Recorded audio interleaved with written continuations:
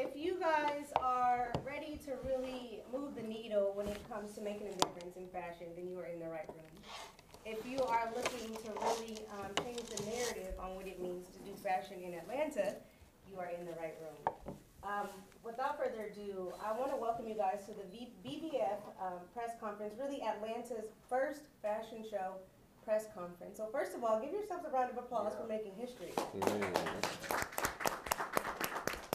As you guys can see, this is a professional setting, so I will ask if you can silence your phone at this time if you haven't already. This particular BVFW Volume 5 Atlanta 2022 is presented to you guys by Pretty Fly Society in partnership with Paul Mitchell, Marriott Hotels, Lisa Nicole Cloud, Merch Co., and so many other people. I do want to thank you guys so much for your enthusiasm, for being here for BVFW, for being here for fashion, and really for being here for the arts at large. My name is Nisha Rogers. I am a media specialist and master interviewer. I have the privilege and honor of being the person to conduct this particular press conference, as well as serve as the host for the BVFW pre-shows when that happens, September 21st through the 25th. Okay, so one thing I want to explain to you guys, kind of how the flow of this actual conference is going to go is I'll go into some questions, we'll introduce the panel, I'll ask them a couple of things that will help hopefully you guys get a better scope at what to expect with BVFW and the fashion shows at large and everything that they have ready for you guys for that. And then at the end, I will allow all of you guys to ask questions on your own. When you do that, please state your name, the publication that you represent, and then go into your question.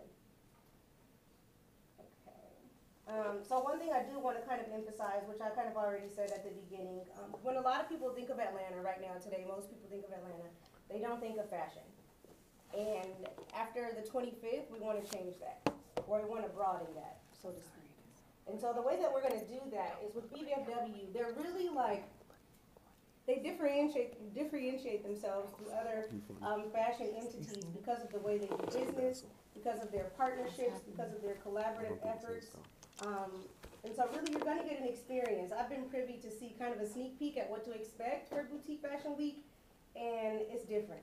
It's going to be very different from really some of the creative ventures that they have, how you experience an untraditional experience actually with the red carpet, immersive runway experiences, conscious panel discussions, exclusive fashion, of course, a lively after-party experiences like you've never seen before.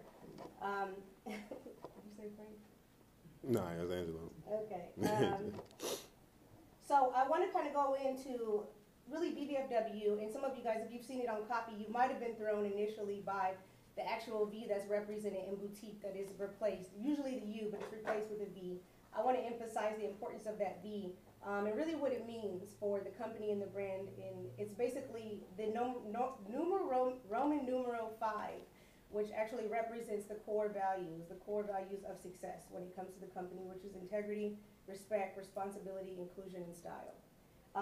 And so without further ado, when we think about all of those things, I think about the people that we have on the panel who are really the brains, the creatives behind kind of spearheading BVFW for this Atlanta version. So I want to introduce them, and then if you guys can all also kind of say and emphasize your specific roles as it pertains to BVFW here in Atlanta.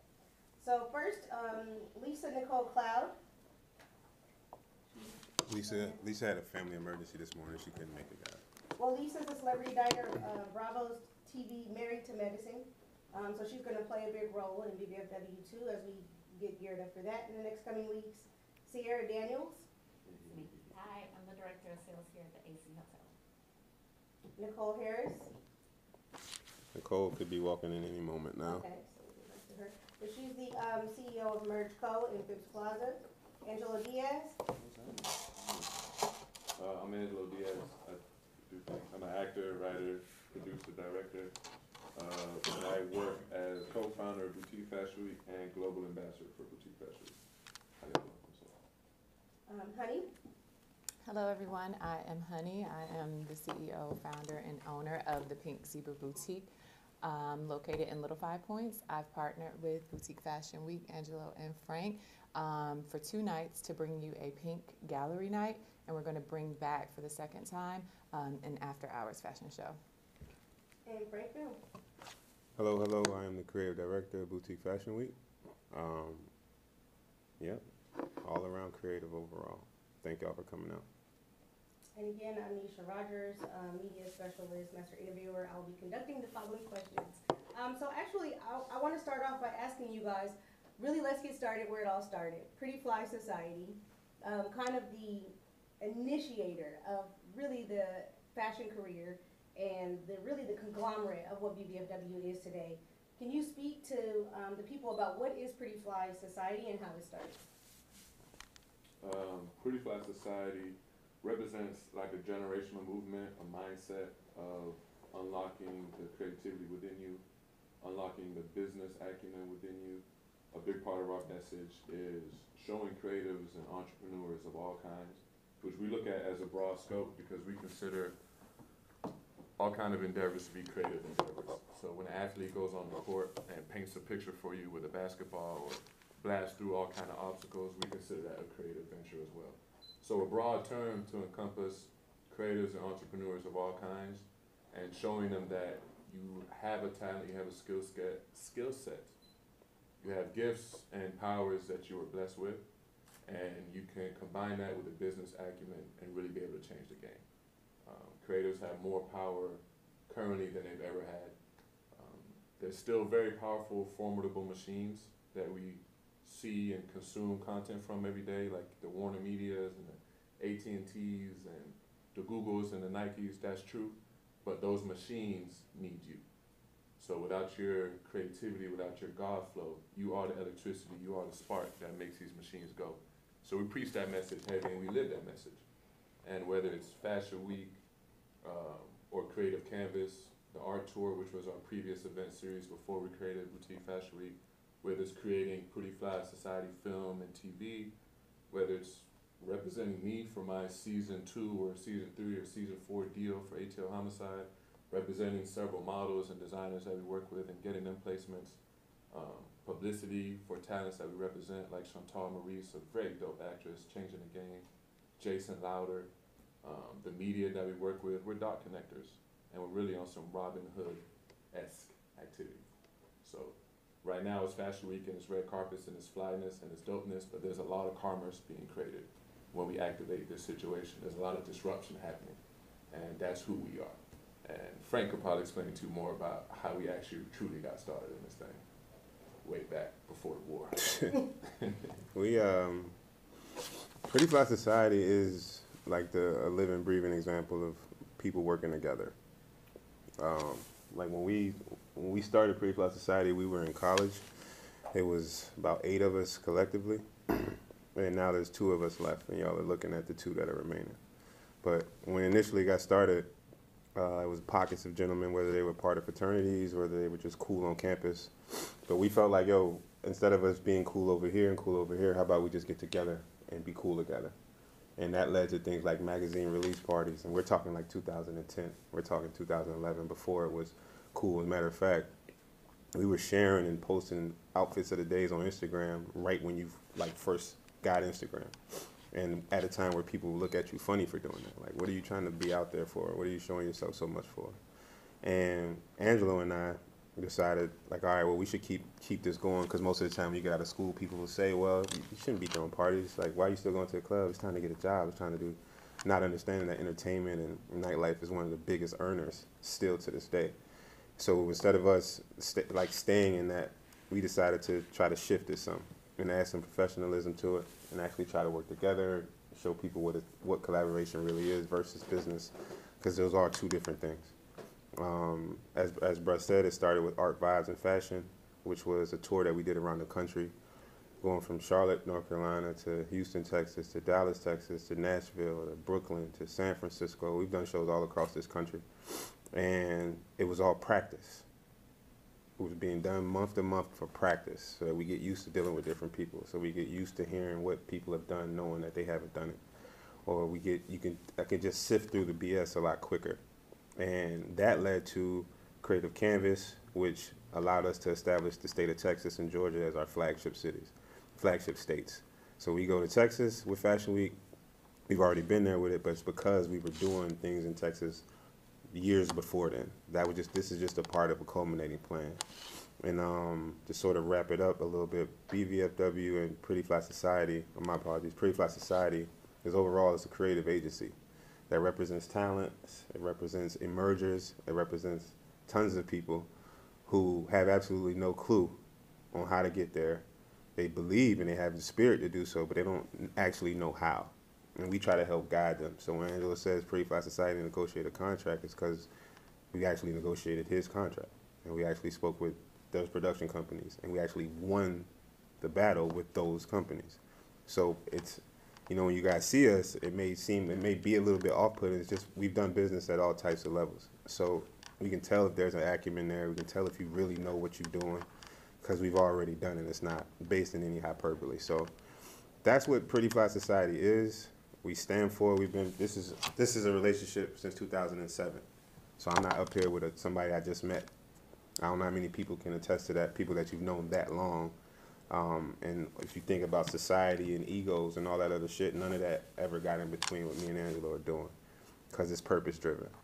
And as you'll find out through the rest of this conversation today, you'll see why we're doing it and what we hope to accomplish with you all. But that is Pretty Fly Society. Cool. And I want to unpack that a little bit more too, because I know a key pillar that you have, Frank, is really collaboration over competition, which you kind of spoke on a little bit. And for everybody on the panel, really, everybody is here because they have a shared sentiment of what that means and what that's about. Can each of you kind of speak to the idea of how partnerships can affect and serve as a valuable part of how you do business? You want to start with? Honey, let's start with you. We were just talking about that the other day at the mall. Go ahead, you can start. Just to answer that question, collaboration over competition is near and dear to my heart because it's a proven, method for success. There's power in numbers. There's sayings out there that say your network determine your net worth. With all of those things, being said and true, it's just something that I live by, I subscribe by, and I encourage and create space and, use my platform and my business and myself, to do just that. An example being, if any one of you all aren't familiar with the Pink Zebra Boutique, we currently house over 20 independent clothing designers. We have, maybe 10 plus product brand designers. We house pop-up shops. There's a pop-up shop that's going on right now at my boutique where I give an opportunity for those that have businesses that maybe don't have a brick and mortar or don't have a website, to still, create a space where they can have a place to, meet and greet and, touch their consumers. And so that's just a little snippet of how I walk in it and not just talk it. Got you. Let's go to you, Sierra, and then we'll come back. So I kind of value collaboration as well as competition. I'm a sales girl, so yes, I do want to win. But in this industry, you have to build those relationships and you have to collaborate, even with my competitors in this market. Pre-COVID, we would all go out to lunch, me and the other people in my position, and kind of talk about what's going on in the market, what we're seeing, so that way we can kind of all better work for our clients. There may be a time where I'm sold out and I can't take a group. I'm going to reach out to my colleague over here next door at the Meridian and say, hey, can you help me out with this? Or we may split it. I may be able to take the rooms, they can take the events. So while I do want to win, that collaboration is still very important to me, and I think that kind of stretches across any industry that you're working in. Especially with a brand like Marriott, y'all so heavy out here, it's a lot easier to collaborate. Yeah. For sure. I like that. Fully saturated. From my perspective, I value both as well. As a creative, as an entrepreneur, I see a value in collaboration over competition. As a grown man, as an adult, that's tapping into purpose and things of that nature. I see me and Frank both come from a long lineage of just helping organize street movements or organize momentum that's coming from the bottom up, you know what I mean? Whether legitimately or illegitimate ways, but using that power and capturing that to really actually make change for the community. So that being said, I know that takes a lot of collaboration. I know competition is a small amount of ego or a fragile amount of ego or a fragile amount of not being gracious or not being merciful could blow up a whole operation. So that being said, I know how to step aside. But at the same time, coming from competitive sports, being a Florida boy in origin, and boxing and college football and basketball and football is definitely very much who I am. So I don't have a problem pointing at something and saying, okay, I'm gonna use that for motivation. Okay, y'all copying us without paying due respects. Cool, I'll use that to fuel my fire. But nobody really needs to know that. It's not something I like chat about or dog anybody about, but I have my fuel right here, for sure. A big part of that collaboration over competition involves reading and comprehension, because it doesn't mean that I'm not for competition. It's just that I prefer collaboration over competition first. And believe it or not, like when we first built Fashion Week is a community event, and that has been the hardest thing for me to communicate to this city and other cities. Because when you make something a community event, that means the community actually can have tremendous value from it in a variety of ways, a la New York Fashion Week. I try to use it as an example. But if you know the origin of that story, that was all people that were crewed up. They just don't look like us and share our complexion. And they can get into arguments and then bounce back and still do business together. So when it comes to collaboration over competition, listen, I used to run Sherwin-Williams. If you ever see the paint store, I used to work in Sherwin-Williams. A lot of people don't know. You get out of college and graduate, you go to Sherwin-Williams, you make good money. But what opened my eyes at that place was they do business with Lowe's, Home Depot, Valspar. I don't know if y'all know any of these things, but there are other paint companies. Why would they do business with other paint companies when they're a paint company? Because they get referral business, referral fees. So when it comes to collaboration over competition, I begin to ask, do you all even know what collaboration actually is? Do you know what a collaboration is versus a business exchange? Because they're two completely different things. We collaborate, we're bringing what we bring, and you bring what you bring, and then we do it together and earn together. I don't have to give you anything. We're collaborating. We are collaborating because we see ourselves as entities strong enough to generate a return from another set of people, which we both have audiences to do so. That is a true collaboration. The moment you ask your collaborator for something, you have just, in my eyes, the moment you do that to me, it's a wrap for you. Because it tells me you don't know what's going on in front of you. And you are the exchange for cash in this market. It's almost like everyone's in the illegitimate business. It's like, oh, well, pay me for this or pay me for this. And you're sliding yourself back so much further.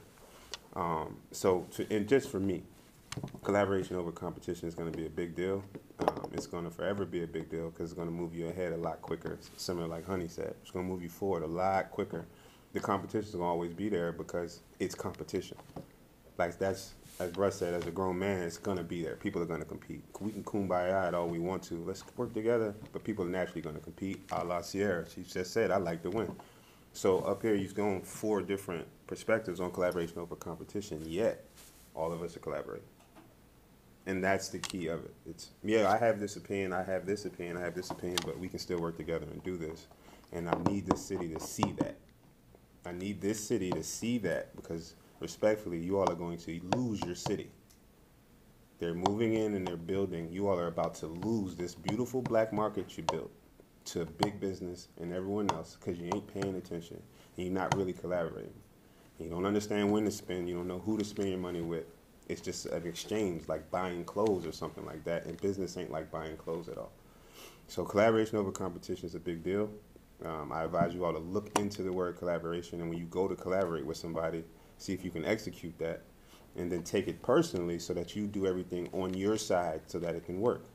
You're not supposed to look across when you're collaborating. We already have trust. There's trust between Honey and I. There's trust between Angela. There's trust between Sierra. I don't need to continue to look over there. I need to go on my side and work as hard as I can. And then we're both going to get to the end and say, okay, this is what we did as a collective. So that's my whole thing with collaboration over competition. Thank you, Nisha. Good. This year's theme is Pursue Your Dreams, which is essentially, to me, a universal theme, right? Because everybody kind of wants to pursue their dreams. Can you guys speak to the fact that your dreams are actually being realized right now by even holding this event and going into Boutique Fashion Week here in a couple of weeks, your inception into getting into the fashion industry, and then how your brand contributes to the other creatives in the industry? Let me kick that off, honey. Let me kick that off. I'm sorry. Run it back for her. Okay, so I'm asking, kind of going off of the theme for Boutique Fashion Week, Pursue Your Oh, I'm Dreams. sorry, I should answer that. Okay. Pursue your dreams. All of your dreams are being realized, essentially, by being in this industry. Can you talk about your inception into the industry, why you decided to get into it, and how does that, how does your brand contribute to other creatives in the industry? What drove me to get into the industry that I am, i.e., pursuing my dream, was I've been in the fashion industry and event, planning industry now for I think like 18 years, and I created a boutique. I was one of the first in Atlanta, and I say that, humbly but truthfully. I was one of the first boutiques in Atlanta. I wanted a space based on lack. There wasn't many things in many places where we could find some of the pieces, some of the, jewelry, some of the fashion, some of the accessories that we saw in magazines, at least that I saw in magazines. I would pick up, magazines and look at, unique pieces, oversized watches before women were wearing them, oversized frames. I was trying to bring those back like Jackie O, would wear back in the day. When something that was slender, when that was the thing. And so, yeah, it was just the lack brought me to do that. And here we are, 18 years still setting trends and, doing what we're doing, running with the best of them. The pursuit, okay, so fashion for myself, I got into fashion in 2011 or 12 with, I started as a GQ 51 gentleman, which is GQ magazine, had a unique set of guys. Again, this is 2010, 2011, 2012, where companies like Heineken, Budweiser, companies you didn't know were into fashion, they were sending out merchandise and using what is now called an influencer, which back then the word blogger was bigger than influencer, if you notice the shift. Back in the day, it used to be blogger. Now it's the influencer because there's so many of them. But when we started, we were influencers. Before the influencers touched down, there was 51 of them. I don't know if you can look up some of these guys, but one guy that was pretty popular was Blake Scott, myself, and some other gentlemen that are involved as well, but a lot of it was happening in Los Angeles. Well, a few of us on the East Coast got an opportunity, and we were working in New York. And through those things, I started to realize what they were doing with menswear influencers, and they were ultimately using your likeness to send you a product for you to share on your social media for your friends to buy, because people buy from who they know in most cases. Well, the more I started looking around that room, I realized that room didn't look like myself. My brother don't look like nobody I know for real. But that's not what let me out of it. It was the fact that even though it didn't look like any of us, that opportunity wasn't given to even the few of us that it wasn't enough opportunity to go around. So if you're not in a part of that high 25 percentile, when they do cut the check, you're not going to get the highest. It's going to go to this guy that lives in LA, which is a larger market, so on and so forth. So I envisioned that Boutique Fashion Week would be an opportunity I could pull all types of talent. And it doesn't matter your following, how big your audience was, because 5,000 followers plus 5,000 followers plus 2 more 5,000 followers is 20,000 followers, which brings value to any company. But instead, we were all trying to, how can I rush to get 20, 30 myself? How can I be as selfish as I possibly can? Well, it doesn't really have tremendous value when they knew everyone was going to eventually become an influencer. So that led to 2013, 2014, where I got into creative direction. And I was officially the creative director for the Top of the Garden fashion show, which was done with Fashion Bomb Daily, which is Claire Summers. This guy named is Harrison T. Crite, H. Diddy, is like a teen Vogue stylist. Christian Collection, which is a gentleman who did our Boutique Fashion Week Volume 1. And I got Beyonce's former stylist, Ty Hunter, I believe. Seven Streeter was there, like all these people. And I was responsible for putting that show together. And in putting that show together, it also solidified a few things when it comes to, this is how these things are supposed to go. When you get into the fashion industry, when you get into any business, one thing you cannot control is attendance. But what you can do is build good practices and continue to practice good practices over and over and over, and eventually it leads you to something like Boutique Fashion Week. So after the creative direction of 2015, again, I slid back from the influence and stuff, and I said, yo, bro, let's do this tour. Let's start finding real people and talking to them. That was an interview segment. We would interview, we would talk to you, we find out how many people had dreams, which everyone has dreams, so I want to be a little bit more clear. We asked people who had dreams in the industry, fashion, art, so on and so forth. Then we just built a very big database of them. Do we expect everybody to get what we're doing at the time? No, because it was ahead of its time. But we were hoping that we would get to this day, which Lord willing, we've made it here. So to close that out, we did Creative Canvas for 3 years, and Boutique Fashion Week kicked off February pre-pandemic, which was a culmination of everything that I've learned from GQ, Condé Nast. I've actually done things for Simon Malls. It's a pretty big company, and they got a lot of malls all over the place, where we conduct events for GQ and such and such for the mall. You would come in as a guest, we would style you. You could go into different stores and pull clothes out of the mall and get yourself dressed and come take photos. And I just wanted that to be for everyone. So Fashion Week is like a live, living, breathing example of, all right, here goes an opportunity, and let's see what the person does with it, because it's not given that way. Normally you got to be someone else, you got to have this following, you got to carry yourself some weird way. At Boutique Fashion Week, we put all that down. I don't care who you are. Do you know how to handle yourself? Do you know how to carry yourself? Because that's what's missing.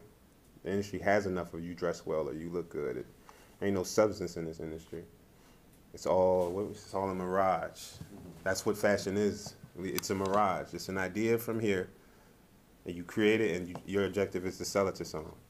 But what they did was they organized the mirage and made you feel like you couldn't get in. When in reality, if you just build your own, then it can exist. And by your own, meaning if there's an entity that already has it, you don't need to go build another one. You need to figure out how you place next to it. That is the fashion industry. Please, understand that. That's it for growth. Individual success is individual success, but you're not supplying 20 independent designers who then have children and other things that reverberates into. We're missing those opportunities by playing the me game. So yeah, that's how I got into fashion. I don't actually, I get that question often, but I don't really know how to answer it because I don't still consider myself in the business of fashion, even with a fashion week. I kind of categorize it, me personally, in the business of just representation, disruption, holding it down. I've been somebody who, I guess, fancies myself a fly Negro, you know what I mean? I come from a long line of it, so it comes naturally, but it wasn't something I was aspiring to go in and change the fashion game, but with Pretty Fly Society and our purpose and what we represent, it just aligned. So it's more so in the business of disruption, and when it's Boutique Fashion Week, it's disruption in the fashion industry. Mm-hmm. When we're sitting down with the Warner Medias and the Googles, it's disruption in the world of business. When we're making groundbreaking film and TV, we're disrupting in that realm as well. When we're launching our new magazine, we're disrupting in that world, and we're representing for a generation. So even everything we're doing, even this Lust collection, it's a Pretty Fly Society brand, it's luxury, streetwear, but it's representation. It's for us, by us, in a lane that's being pimped out by people that aren't for us. You know, understand what I'm saying? And just representing, just making a way for us. And happy to be doing it. And it's I want to reiterate what Frank said in the sense of just giving thanks to God and giving thanks to higher power for this, because it's a very bumpy road. And Bro touched on the history a lot, but one specific instance I always touch on all the time, so some of y'all in this room have heard it, but I started acting in 2016, acting, writing, directing, just direct download from the higher power. But at that point, Pretty Fly Society was already rocking. We had started in 2011, phasing out of college, but now how do we continue to maintain the relevancy that we naturally have? So Bro took Pretty Fly Society and got it accredited on several HBCU campuses throughout Georgia, and which is its own hassle, its own paperwork, and we're able to have interns working towards their dreams, and we were able to be a platform, a vessel for that. And the first fashion show he did at Savannah State University, Savannah State, right? Yeah, the show you represent was at Georgia Southern. Georgia Southern. But Savannah State had one too, yes sir. Okay. Georgia, there was probably more people in this first 2 rows than there was at the whole show, not including the family and friends that came to hold it down and help out and put together the effort. So to see it now that we have a fashion week that's global, that's being mimicked and imitated by the biggest fashion, New York Fashion Week and so forth and so on, we have a V Gala, all of a sudden they announce New York Fashion Week has a gala now. So imitation being the highest form of flattery, to us that really means a lot, because our first fashion show had less than 8 people in it. And now we just, that's what we do, we represent. Let's hold for a technical issue. No, it's good. Oh, copy, appreciate it. So yeah, that's the business we're in now, is helping you pursue your dreams. You want to dig into that? Or how long, let's apply it to sales, or how you want to flip that for her? Well, it's not, yeah, it wouldn't even, it's not a question. It's not a question for you. All right, copy. The question's got names attached to them? Yes. For sure, yeah. Specifically to, for Frank and Angelo, like you guys kind of already reiterated, you're not new to this, you're true to this. You guys have been able to really spearhead the Boutique Fashion Week. Earlier this year, you guys did it in Vegas. Can you kind of talk about the emphasis that you made too, Angelo, on disruption? What kind of disruption did you make at Vegas versus what kind of noise you guys plan on making here in Atlanta this year? Yeah, goddamn. Vegas was legendary. We all saw it as a huge challenge, and not just Frank and I. And this is a great opportunity to shout everyone out. I mean, Frank and I put it on our shoulders. When you have a startup, you just have to prove to people that it's worth their time. But since then, we've garnered a lot of people's trust and energy. And through that trust and energy, they've been able to level up their careers. So let's shout out One Glance ATL, AKA Lou, our model coordinators, JoJo, Trap Crystal, our designer liaisons, Leo Loyal, everyone that's helped us out, even people in this room, Cedric, Patrick Rogers, hell of a cinematographer. Shout out to the Urban Gorillas. There are like social media partnership. But everybody together collectively knew that Vegas was a game changer for us. And we're also in a situation where it was still very pandemic-y, so we were limited on the cities that we could choose from. And we were coming fresh off of Volume 3 in Houston, which was also a game changer for us. And just the level of hospitality and entertainment that's available in Vegas. And the level of appreciation when you walk around and you approach businesses, or you're introduced to a business or opportunity or partnership from somebody that you already rock with, and they're in a market where they just see gold in what you're doing. It's not a lot of convincing people or a lot of like, hey man, if we could just show you what we can do. They see it, and we're moving around crisp. We're moving around with proof of how much money we had just made, the Aloft Hotel in Houston, how much money we had just made this venue, or how much value we had brought to certain relationships, and Vegas saw it and caught a hold of it. And we were just able to do epic things. And timing is everything. At the same time, Gorham Brothers, major partner of ours, were getting ready to roll out, or going to another phase of their business where they wanted to become a full fashion house. And Gorham Brothers, shout out to them, is the oldest, most established hat maker in America.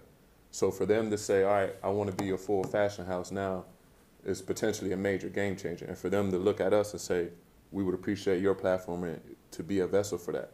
And at the time, Frankie was working directly with them on the creative director capacity. Still, with certain projects, there's still feedback and certain things that it's gonna take his guidance to get it there. But he laid out the groundwork for a whole rollout into a fashion house, a 5-year, 10-year plan that they're implementing now. But the V Gala, which was an event that took place that Friday during that whole lineup, Wednesday through Sunday, nonstop, we just rocked Vegas, man, and it was awesome. And the V Gala was at the Liberace Mansion, and that's when Gorham Brothers first provided their sneak peek look into that, along with our other dope-ass designers that signed up to be a part of Boutique Fashion Week, like Leo Loyal, Yeti Boutique. So man, it was such a momentous moment, and so to be able to take that momentum and bring it back to Atlanta where it started, and that's a theme that Frank and the team is implementing with Homecoming. We coming back home.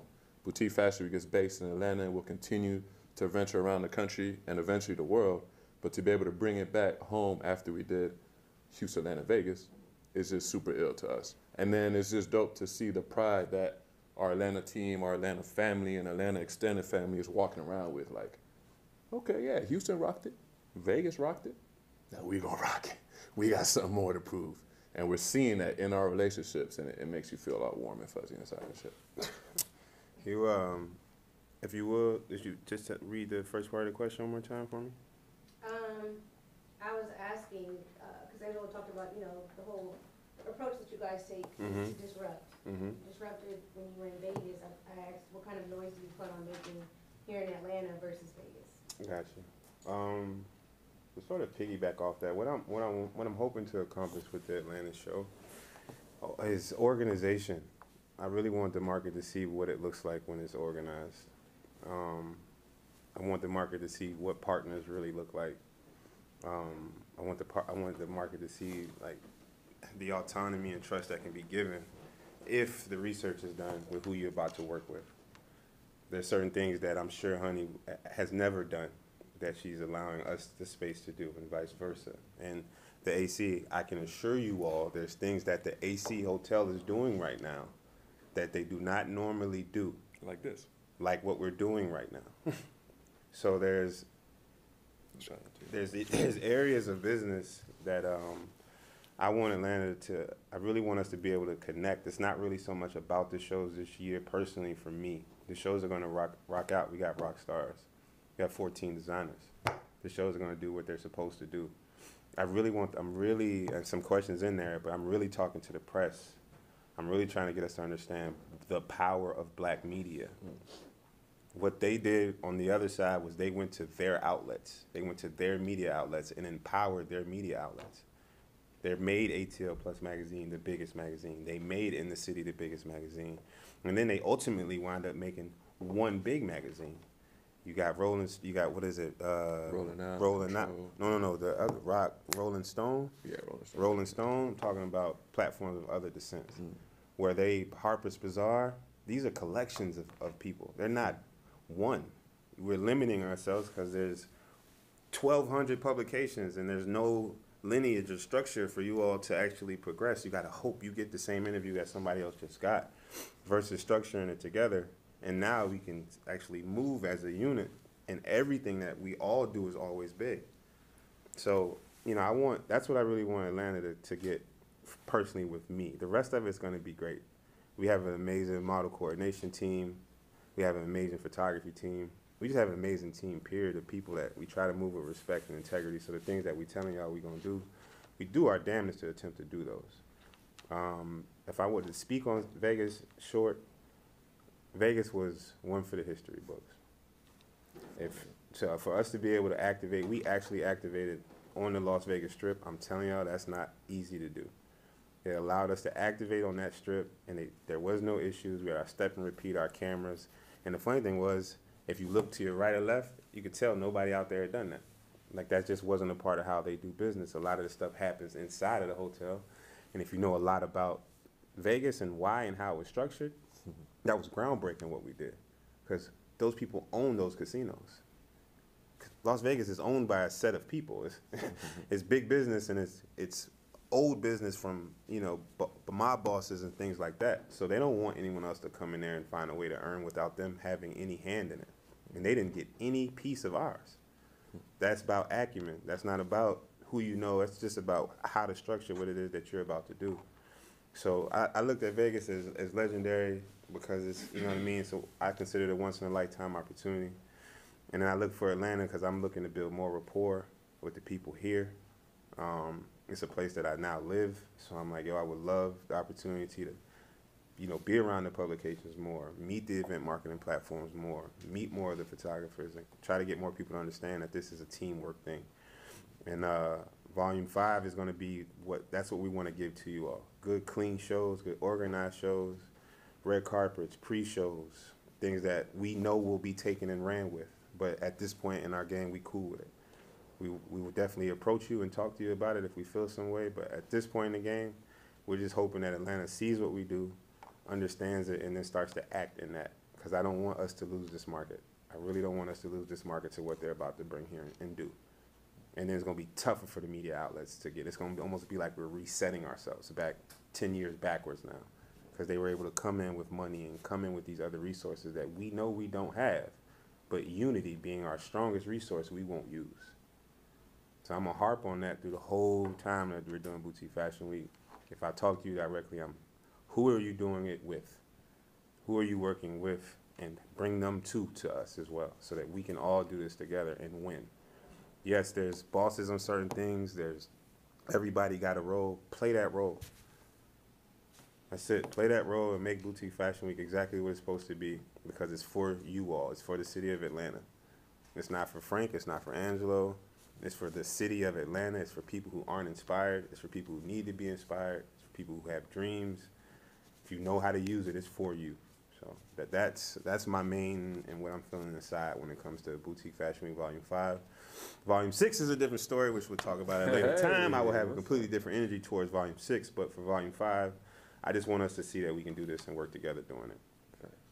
Staying on that, I like that you touched on the market. This question will be for Sierra. I think when you think about how successful an endeavor can be, a lot of it is predicated on the experience that people have, the customer interaction. So for you, Sierra, as a sales and hospitality specialist, can you speak to the importance of professionalism in customer service to everybody who interacts with your brand? Absolutely. I feel that professionalism and customer service is huge in any industry that you're in, but it's literally in the name of ours, hospitality. When I first started out, I was fortunate enough to have a mentor who was a Black woman and had been in the industry for over 20 years. She really polished out my Southside Chicago edges for me and kind of helped me learn that you really have to build those relationships with your clients instead of being transactional. She felt like millennials were very transactional or relationship driven. So she taught me the importance of kind of exceeding your client's expectations, setting your reputation around that service that you're providing. In this industry, there's a million hotels. We offer, in any industry, honestly, your product is going to be similar. Is your service and the details that you put into it. You can go get breakfast in a clean room a stone's throw away in this market. The only thing that's going to set it apart is that my clients know that I'm going to go above and beyond. Regardless what the situation is, I'm going to do my best to exceed what they're expecting from me. So the next product may offer a new product, a fancier, or maybe a more cost-effective, but they know I'm going to take care of them. So my clients are always going to come back to me. So that's always the mind state that I like to lead with, is making sure my reputation is the service that I provide, so they know that I'm going to handle it for them. As I kind of stated earlier, one of the things that people do associate Atlanta with is the fact that it's considered now what we would call Black Hollywood. Angelo, for you, can you talk about how fashion can impact the TV and film industry? Oh man, fashion is such a medium of like self-expression and personality, and film and TV combine so many different mediums, where there's audio and there's visual and there's writing and there's directing. So all those, and producing, all those are their own mediums, their own creative ventures, their own logistical ventures. So when you see a character wearing something, it immediately speaks to you about who that person is or what state of mind that character is in. If you know, Issa Rae is normally clean and fresh or making a statement for every episode of Insecure. All of a sudden she's waking up and she's looking bummy or homeless. You can tell, okay, my favorite character on my favorite show is going through something. What does that mean to me? So it's just such a way to communicate with people. And it's actually a very exciting time for Pretty Fly Society, because we're going to be combining our film and TV portions and our partnerships there with the platform that we created with Boutique Fashion Week. So we'll actually be filming, we're in talks now to finalize production logistics to actually be filming a movie that I'm in called Friend Zone, by Courtney Arlette. She wrote it, created it. Her company, the Lockett Media, talk to me. Copy. Her company, the Lockett Media, is killing it. They just had a movie, Preaching Lies, debut on Tubi. She's a stand-up person. She's believed in Pretty Fly Society for some time, and vice versa. And she had an opportunity in the movie Friend Zone for a destination, a trip to a destination that was gonna help push the storyline along, because something needed to happen to the characters on that trip. As opposed to taking a trip out of Atlanta, that event and the sequence of events in that story portion can happen at Boutique Fashion Week. So while there be 1,800 cameras running around, there'll actually be a film and TV set recording the interactions that the characters are gonna have at the actual Fashion Week. Frank Mill would be playing himself, and his character blesses one of the main characters in the film. Shout out to Nzinga and Mani. Shout out to everybody who's going to be cast in the film. So yeah, that's a very exciting opportunity for us to, you'll see us start to combine different ventures with media, magazine, publications, film and TV, fashion, our own platforms, the talent we represent, it's all coming full circle, and it's Black Wall Street. You understand what I'm saying? And that's why it's hard to answer, how did you get into fashion? We kind of didn't. We got into Black Wall Street. We were raised with a Black Wall Street mindset, and we just continue to carry that everywhere we go. How important do you think Black media is, and do you think it's being carried out efficiently here? Let me grab that. So, shout out to my mom, Inez Diaz Owens. She was a journalist, a writer by trade, by craft, and a journalist, and taught it because writing is one of those crafts that's hard to monetize. And so she was one of those journalists that really prided herself on groundbreaking, tough journalism, none of that yellow stuff. Her and her group of friends, her peers, it was all about exchanging stories of what kind of death threats they got because they blew the wig on this one conspiracy, or they wrote a whistleblowing story and now they got to change, or they're getting fired by the magazine because the entity that owns them applied pressure because the story shouldn't have got out. That's kind of what she lived by. So when you ask questions about media, or when I interact with press and media, a lot of them don't even know why I hold such a special place in my heart. But integrity in journalism, even ventures like this, just coming from that space of appreciating Black media, appreciating minority media, brown media, period, and the power that we hold. Because it's on some ancient griot, you know what I mean?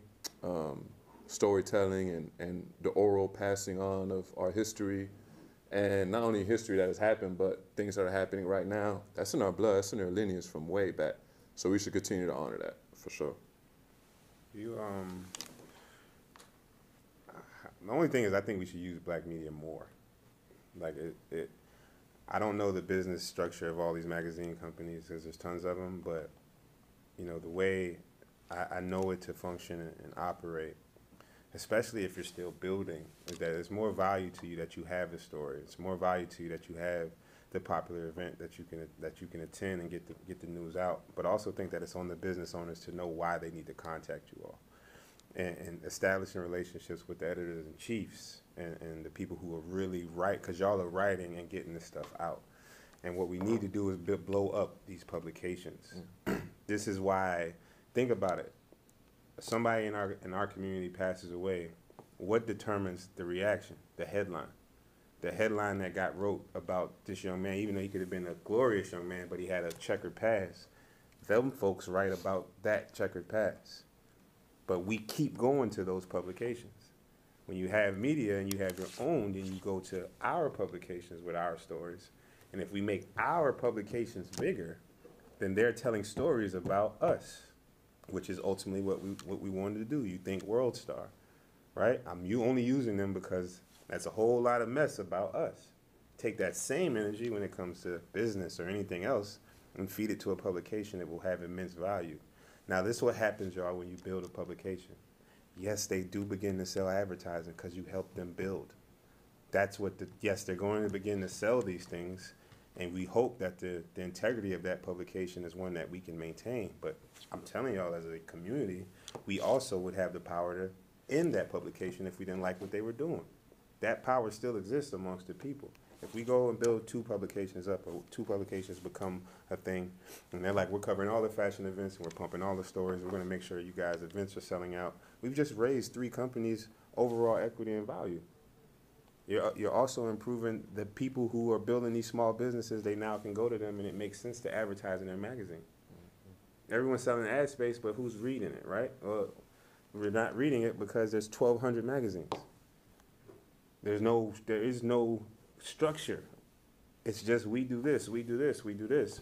Everybody does that.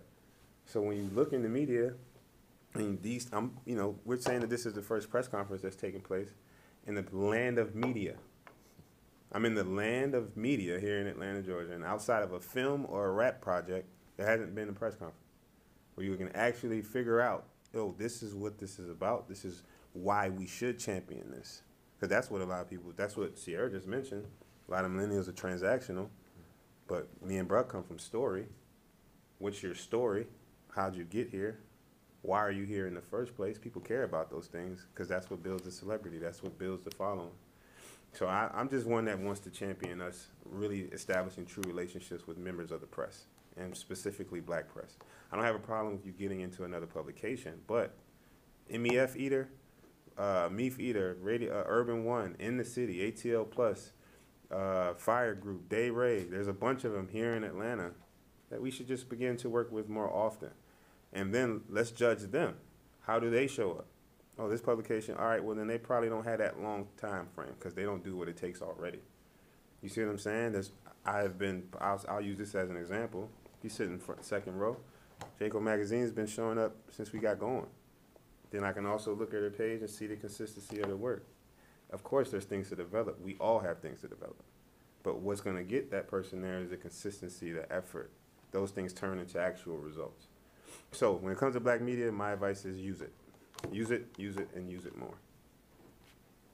Like it. Speaking of working together, passing down the baton, Honey, for you and Pink Zebra Boutique, you kind of said it earlier, but can you elaborate a little bit more on how you allow your platform to serve other creators?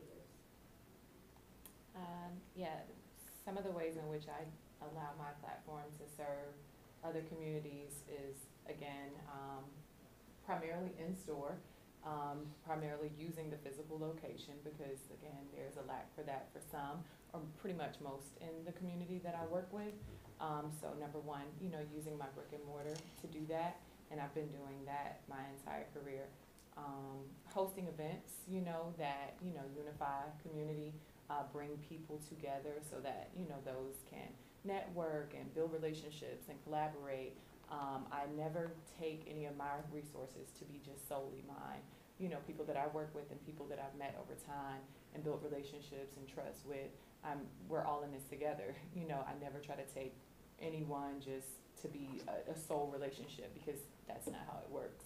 If I want to collaborate, if I want to mix, if I want to, continue to expand and evolve my business, my network, my empire, then I need to be put in those same rooms and meet new people just like you guys. And so this, again, is a model of doing just that. Some of these faces I've never seen, a day in my life. And I'm just happy to have this formal, intimate introduction. Referrals mattered most. So, just like I believe you said a little bit earlier, Frank, or Angela, I'm not sure. But yeah, once you build that relationship and you're kind of introduced with that rapport and that level of respect, it automatically opens the door up a little bit easier for others. So I just use my space, my platform, my relationships to connect. Everything that I do is just about simply just connecting. Everything else will pan itself out. Before we get ready to take questions from the audience, if you guys can all go down, just for the sake of time, being considerate of that, just down the panel, if you guys were to tell people here that are, the different publications that are represented today, one particular message as we gear up for Boutique Fashion Week, what would that message be?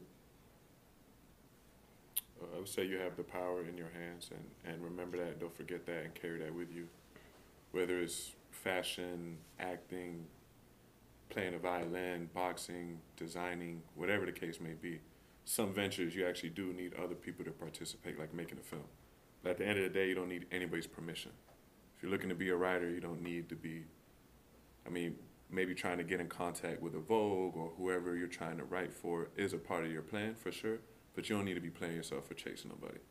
Those entities, I guarantee you, if they know what they're doing, they probably have people actively looking for people like you. So keep being you. When you hear us tell the models that we work with, the designers we work with, the hundreds, thousands of creatives whose lives we touch throughout the lifespan of Pretty Fly Society, we preach that to them. You don't need nobody's permission. Get out there and do it.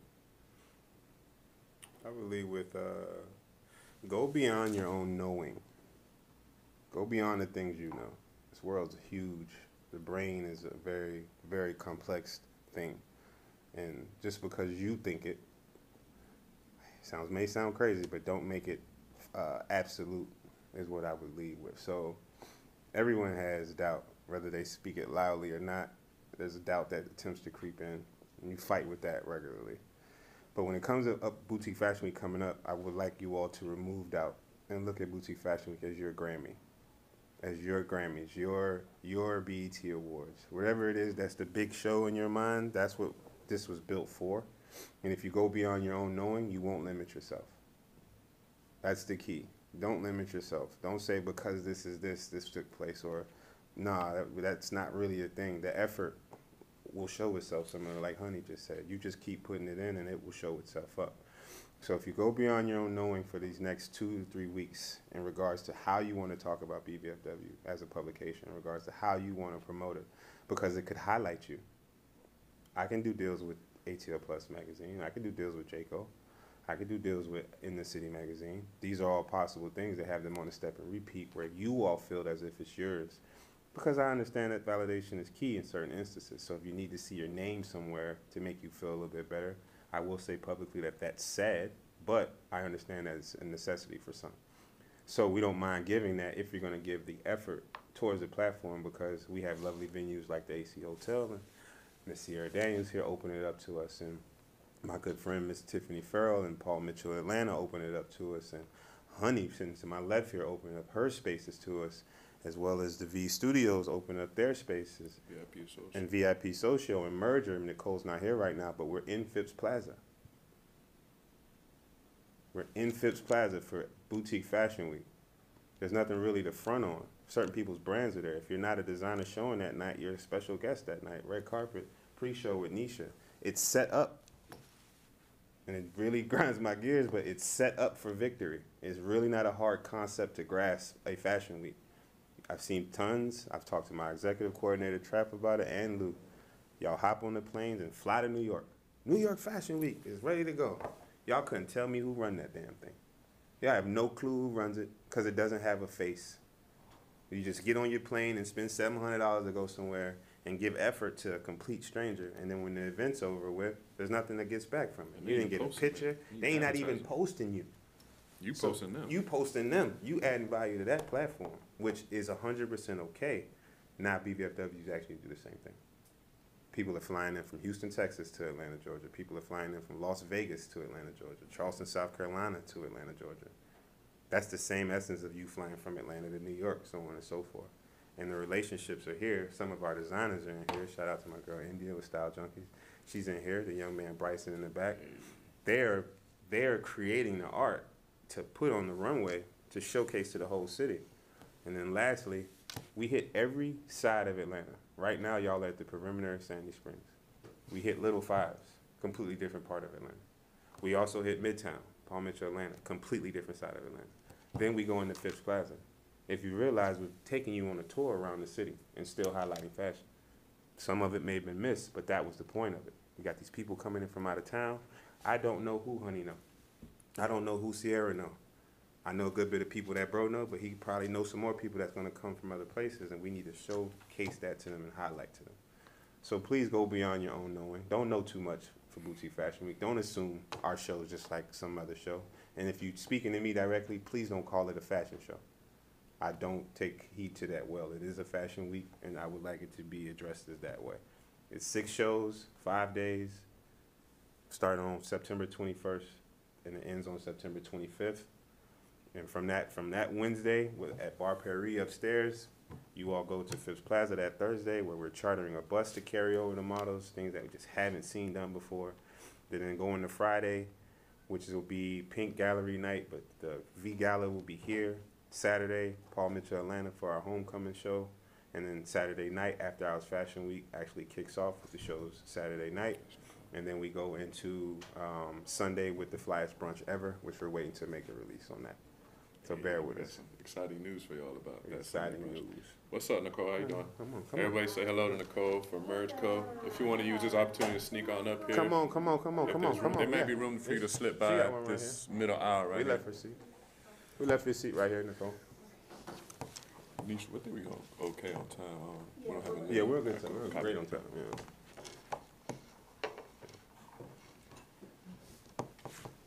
So for everybody that just came in, this is Miss Nicole Harris, the CEO of Merge Co. in Phipps Plaza. This is how Boutique Fashion Week is get into Phipps Plaza. See how that took place? Not Boutique Fashion Week. This lovely lady to our left here in this collaboration has opened that door for us. Nicole, if you would address the audience, please. Hi, everyone. So Merge is a collective of luxury international Black-owned brands. We actually did an interview with Boutique Fashion Week about a week ago. And we have brands from London, Nigeria, South Africa. We really like to focus on luxury Black-owned brands, just to pretty much show that, you know, we're not a monolith, that we have luxury items that are priced at their price for a reason. And as I said, we're located in Phipps Plaza. We also have a magazine that was launched on Juneteenth of 2021. So I really try to cater to, like I said, luxury Black-owned brands, brands that are international. As I said, also brands that have been featured in Vogue, to really highlight, you know, the excellence of our community. I'm gonna put you in the hot seat, Nicole, since you just got here, but I feel like you can answer some of the I'm questions. already in the hot seat Okay, because I'm good. late. I do want to ask you that because I love that you just kind of emphasized the idea of luxury. Mhm. With fashion, a lot of it is subjective. A lot of it is artistic impression. Can you kind of tell your definition of what luxury means to you? I think luxury, in terms of my perspective of luxury, I think of sustainability. So I think of garments that are well made, garments that are, there's time, and there's attention to detail, attention to the quality of the materials that go into the garment. And then even really luxury and sustainability go hand in hand to me, but also who are the people who are making the garments? Are they, you know, paid well? Are they children, you know, in a foreign country, you know, in a factory, replicating a design that isn't even, you know, essentially the brands. The brunch is so called the isn't Flash it, Brunch and ever. also isn't There'll be an very little original production. design. There won't be actually any runway show or anything other than that, other than music, food, drinks, fellowship, and an opportunity for us to network and follow up on the relationships we made during the week, kind of discuss the highlights of the week, the lows of the week, how we can improve, give each other feedback, and just connect, fellowship. But some important announcements will be made during that brunch, and we'll be announcing next year's lineup. Would y'all like to know one of the cities we're going to?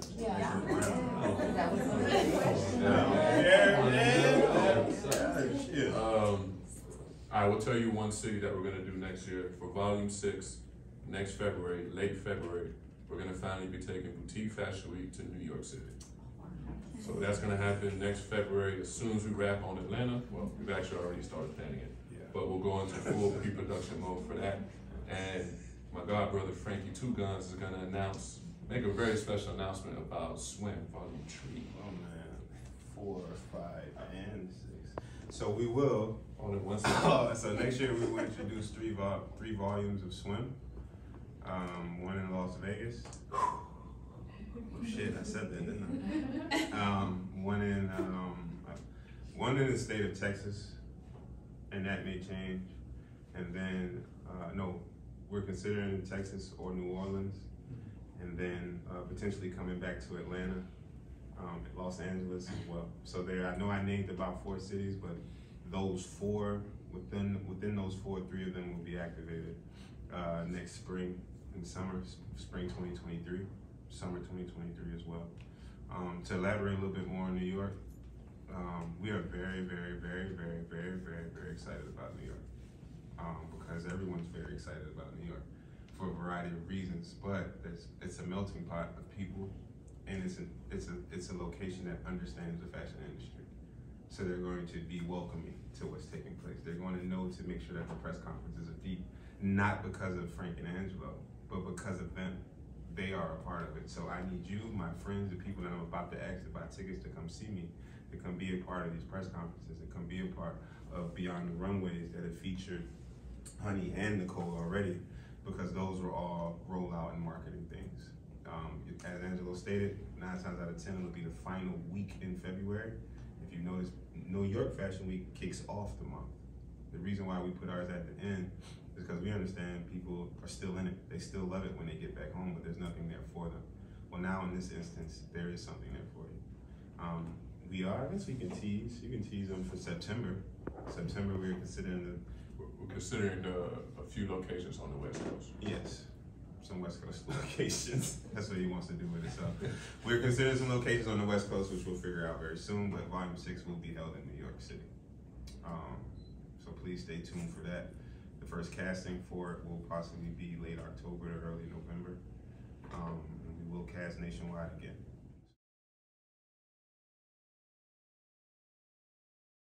That was a great question.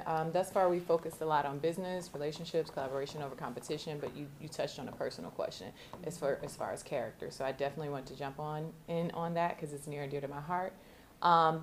Integrity, move forward with integrity. Basically honesty. You guys can look that up further in further detail on your own, but always moving forward with integrity. Removing ego a lot of times. I find myself stepping into the leadership character quite often. And when I say that, I'm having talks with myself to say, what would a leader do? What would a leader do in this position?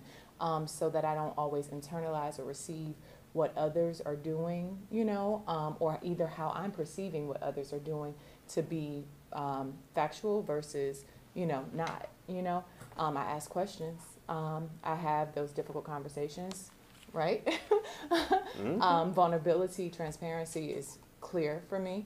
And I always keep longevity in mind. Longevity, I'm never for those millennial transactional relationships. I'm always keeping longevity in mind.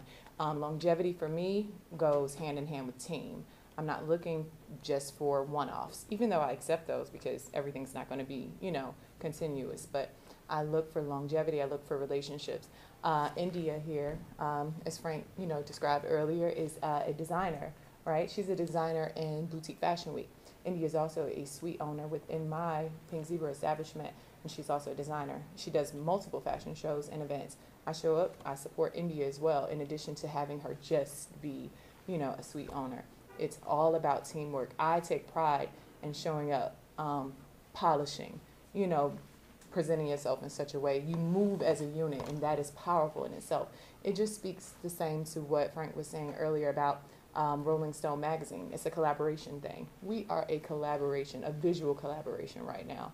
And I myself pride myself in doing good business. I don't do all business, right? I don't. Because, even though we check ourselves, I step into my leadership role and whatnot, everything ain't good. If some things do not feel good to your soul because those other people aren't moving with integrity, I have no problem removing myself from that. My vibe attracts my tribe and feels good up here. Ow! Appreciate that. And I'll keep it brief also. But I loved your question as well. And it's important, it's vital. I really move with value, in terms of my values. That's how I move. You sure do. It has to align with my values, not only my personal values, but my business values. In terms of business, because that's the scope right there, I think of, my values: diversity, inclusivity, integrity, authenticity. Those are, the values that we have within Merge. But then my personal values are very similar: integrity, and then community is very important to me, and restoring equity. That's another value for Merge, but then that's one of my personal values as well. Your value system is aligned with your soul, and the transaction is the physical. So, yeah. At some point, I gotta get y'all to do an intro for Nicole. I'm telling y'all, this is a very educated African-American young woman. I'm telling y'all, there's a lot going on. Make sure you holler at it when it's over. Nisha, your floor, your floor. Next question, anybody? Hi, my name is Val Jones, and I'm a correspondent at ATO Plus Magazine. I'm also an actress here in Atlanta. Hey. So I kind of have a two-part question. I'm definitely curious, what does your vision look like for Boutique Fashion Week moving forward in the next 5 years? And will it incorporate your acting community at some point in time? Yeah. I will tag team this one, bro. BVFW to me is ultimately should become another Condé Nast. I don't know how many people are aware of what Condé Nast is, but it's the overall umbrella that owns GQ and a bunch of other brands that fall underneath it. And what I want Boutique Fashion Week to be, specifically in Atlanta, is a house for consistency and organization in the fashion community. A lot of brands here have to do their own creative direction. They have to do their own pictures. They have their, and it's a lot of it's based in, well, I can do it too. But just because you can doesn't mean that there isn't an entity that actually specializes in that. You know what I mean? I can fix my air conditioner if I check YouTube, but should I? You see what I mean? But seriously, because there's entities that exist now that are centered around creating content and chopping it up a different way, which I was hoping to present to each of them and you all. But hey, our system's built for this. Yes, you can, but I add to your efficiency if you make me a bill. If I become a bill, you can become more efficient with what you do good, because this is what we do. And the more and more you all champion that, it becomes a Condé Nast in the next 3 to 4 or 5 years, because now the content is coming through, and we housing tons of photographers, not just the one that you know. It's 12 of them, where I can now show you all the portfolio you could pick. And now you spend less time organizing the shoot and traveling to this location where there's already a set of people that's built in for us. So the next 5 years is centered around reaching that, I don't want to call it plateau, but reaching that mark where it's streamlined across the gate for models to be connected to larger brands that they would rarely have an opportunity to be connected to unless they knew somebody. BVFW is the bridge for that. You don't got to know nobody. You just got to show your consistency to the platform. If the platform sees that, it will make space for you to connect with these other entities. And before Bro takes over, when it comes to the acting and entertainment industry, I want you all to know where the placement is for that directly. Those pre-shows, even though Nisha's the red carpet, the pre-show host, that could have easily been an actor, because you all skill set have to go way beyond the big screen. I've seen Chantal, she dances, she hosts a soca class. Like, she expands the things that she can do, which they can put anything on camera. You could be any type of character on camera. So you could be a host. There's a film that Buzz in where he plays pretty soon a pretty popular podcaster. Like, you get those instances by hosting a red carpet. Oh, I saw you at this event. Oh, I saw you host this pre-show. You notice, if anyone's seen the BVFW commercial, we've added acting and things like that into how we brand and market so that actors could potentially be placed. Pretty soon, commercials, ads. We did a short film starring both of us, Florida Man, the first year. We actually put it out during Fashion Week. Premiered it during Fashion Week at the Plaza. It was an art film, fashion film, where we put other actors in it. Tons of other actors that are doing well now. And BVFW is rooted in Sundance Film Festival. A lot of what we are building is centered around large activation that we've seen take place, and then recognizing that at Sundance Film Festival, you'll see Lyft, you'll see Canon, you'll see Uber, you'll see Chase Bank. And what has happened is they've licensed that name, or they've partnered with Sundance, because Sundance brings hundreds of thousands of people. Now all we got to do is align ourselves with y'all, and then we make your event, your schedule. Now we're on your roster for people looking for things to do, because I don't want to watch that movie. I think we'll officially close out the question portion. There is another portion of today's conference that will be networking, so I do encourage you guys, as we go into that, to kind of, be able to pick their brains, ask them some more questions if you weren't able to at this moment. When I really think of Frank and BVFW, I think of an intersection between intentionality and intensity. So I want to encourage you guys to kind of replicate that same model, that same sentiment of being intentional about the people that you network with today, about being intentional about the communication that you continue to form with some of the people in this room, and the partnerships, and then the level of intensity that you choose to do it will ultimately dictate how fast you can make your dreams become a reality. I just want to say something to piggyback on that really quick. Mm-hmm. I try to be very intentional with everything I do, especially when it comes to my business, and I'm in it all the time. But I remember first meeting them. Yeah. And from the jump, I was always like, I want to be a part of it. From the jump. And every time I saw them, what I always do. Okay. When is it? I want to do it. So it's just like full circle for me to be sitting this year. Because this year, Frank actually came and he's like, yo, what's up? Yeah. We got you. And so to actually be here this year, being in a different, I did the after hours show last year, but to actually be here and to be a part of this in a bigger form, and do the after hours show this year, of course, because, I love Honey to death and I'm already in the Pink Zebra. But it's just full circle for me. Mm-hmm. And it lets me know that I'm doing something right. you know, as a creative. You know, like I'm being intentional about the rooms I want to be in and the forces that I want to be a part of, you know, and growth and change happen, you know. So thank you for even, you know, taking the chance on me and letting me do my thing this year. I'm very excited about it. Thank you for the trust. Thank you for the trust for the show. And we want to thank the AC Hotel. AC! They went above and beyond and created a space for us. The continental breakfast, please, you guys enjoy it and refresh. Those are scones. You know what I'm saying? And they, European based. Yeah. come on, that's what. There we go. You got the baton. Bye. And they also went above and beyond and opened the bar for us. I believe it's going to be open around 12:30ish. So feel free to mingle, use the red carpet, enjoy the bar. Shout out to the AC Hotel. We appreciate y'all. Thank you so much.